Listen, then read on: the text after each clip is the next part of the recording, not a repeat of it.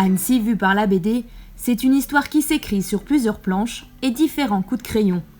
Ici, au forum du Centre Bonlieu, de nombreuses illustrations sont exposées, des créations de dessinateurs connus et renommés, comme des œuvres plus confidentielles mais tout aussi étonnantes. On a Zep, on a des auteurs comme Gibra ou Marc Boutavant et Emmanuel Guibert. Chacun aura donné un petit peu son identité graphique au lac d'Annecy et à notre belle ville. Et puis on a aussi des créations qui ont été faites par la librairie.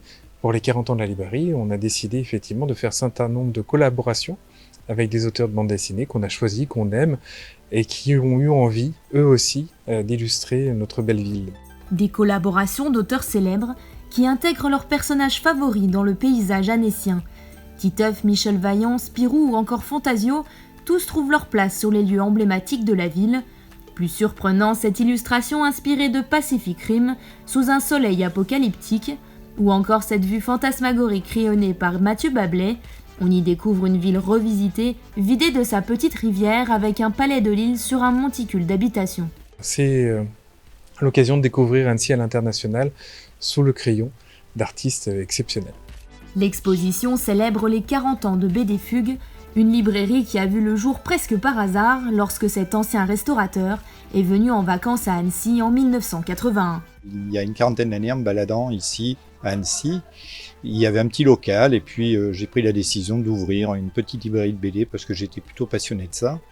J'aurais adoré monter une librairie généraliste, mais je pense que j'aurais pas été suffisamment compétent. Et la BD, c'était le truc qui m'intéressait depuis que j'étais môme. Et donc j'ai ouvert ça dans un magasin à Bonlieu qui faisait à l'époque une trentaine de mètres carrés. Je vous cache pas que l'accueil a été plutôt froid en global. Un magasin comme ça a été regardé de manière extrêmement bizarre, puisque dans une ville comme Annecy, qui avait 50 000 habitants, il y avait très peu d'amateurs.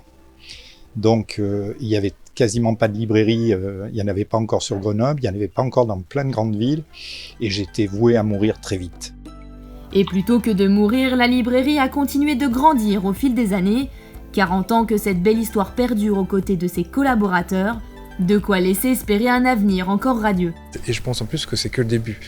Là, pour les 50 ans de la librairie, on aura le double, j'espère, de planches à montrer avec Annecy, effectivement, comme décor dans des bandes dessinées.